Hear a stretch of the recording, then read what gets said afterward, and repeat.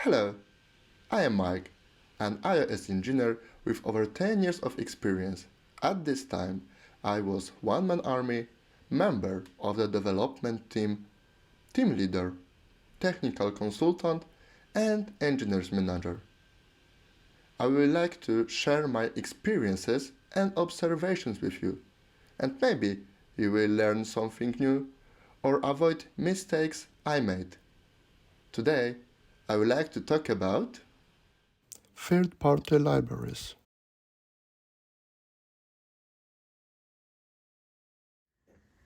I think that this man perfectly describes the current situation in developers' world. There are plenty of great libraries with a big community. Nowadays, we are facing a new approach to writing code with AI buddy like GitHub Copilot. So, I am wondering, are we even required to write new applications? I think that yes. We are still important part of this whole business. At the end of the day, all this code that was used as input for AI was written by one of us. And AI was trained only on the publicly available code. Right? Am I right?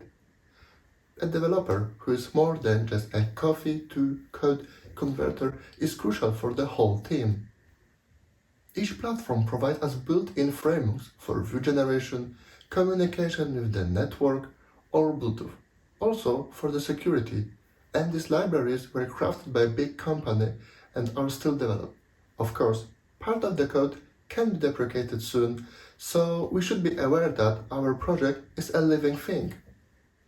Sometimes built-in frameworks have a complicated API or require us to match some protocols with plenty of additional values or functions. So we are trying to hold all these nasty items behind a beautiful and easy to use facade. As our facade is growing, we can extract it from the current project as an independent and closed piece of code. Did we just create a first-party library that we can publish and let the community use it? Let's check this list. Our code is independent from the project. Check. Code is injectable to any project. Check. Code is free from your project domain code. Check. And code is available as an open source project. Check. Congrats, you just unlocked new achievement, open source project creator. Great job. It was simple, right? But did we add unit tests, proper documentation, remove all unnecessary prints, and cover all edge cases? I guess this is the great power of the community. Since more developers are joined together, we are able to improve our solution, cover more cases, and keep documentation up to date with the code. After this short intro, I think that now we all know what a library is. Using a library, the good. When we are creating a new project and planning our architecture, we can add one more step to this whole process. What libraries we would like to use and what impact will it have on the project. We should think about it now because our initial decision will be with us for a longer period.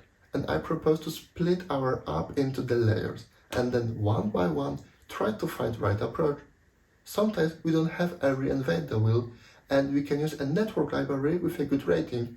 So then we can focus on high-level functions thanks to the first-party libraries. Using a library, the bed.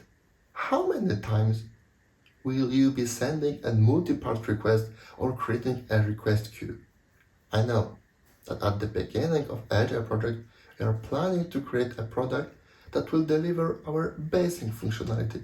So maybe instead of overthinking security, complexity, and dependencies of the chosen library, let's focus on the functionality that we really need, such as basic get and post calls.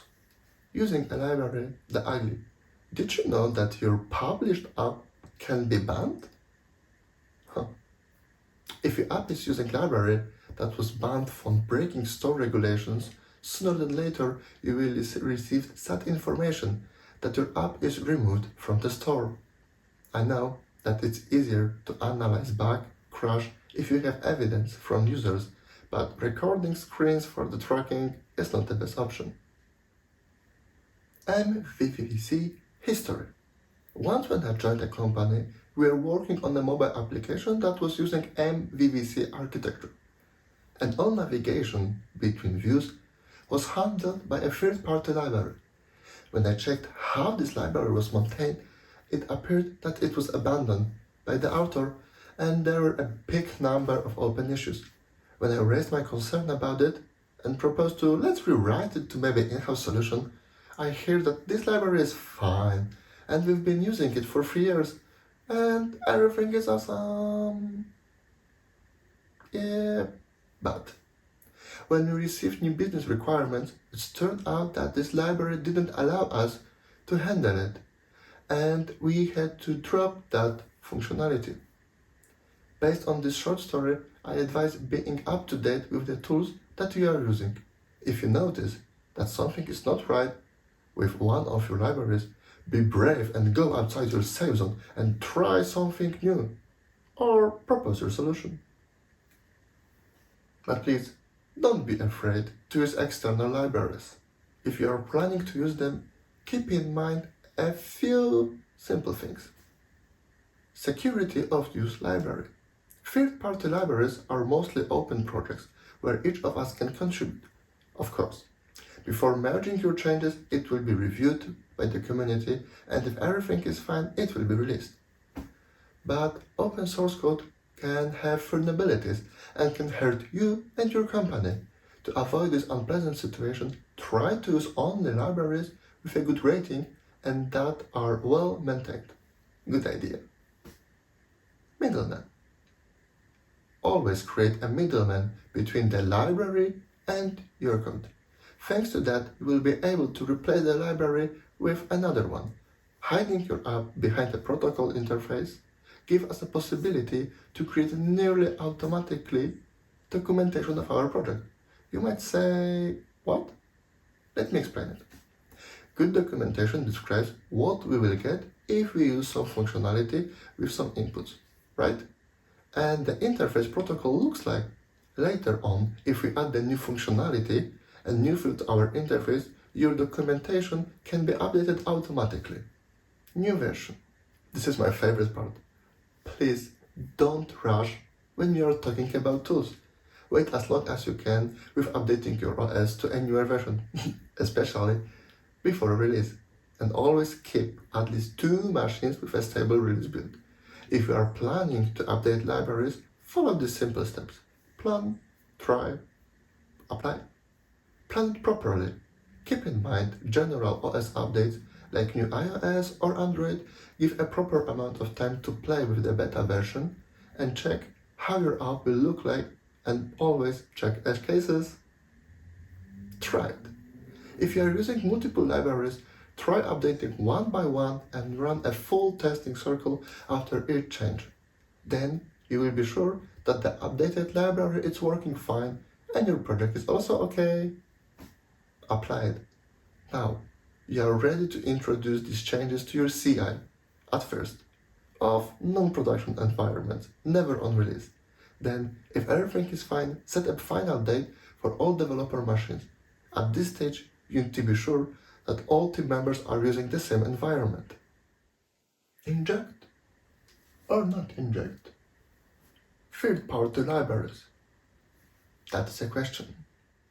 It's important to use only well-maintained, secure, and libraries with a good rating. And from the other side, we can also create our in-house solution as we always. In IT world, it depends. If you want to POC app, then I recommend to use libraries for networking, data caching, and whatever is needed.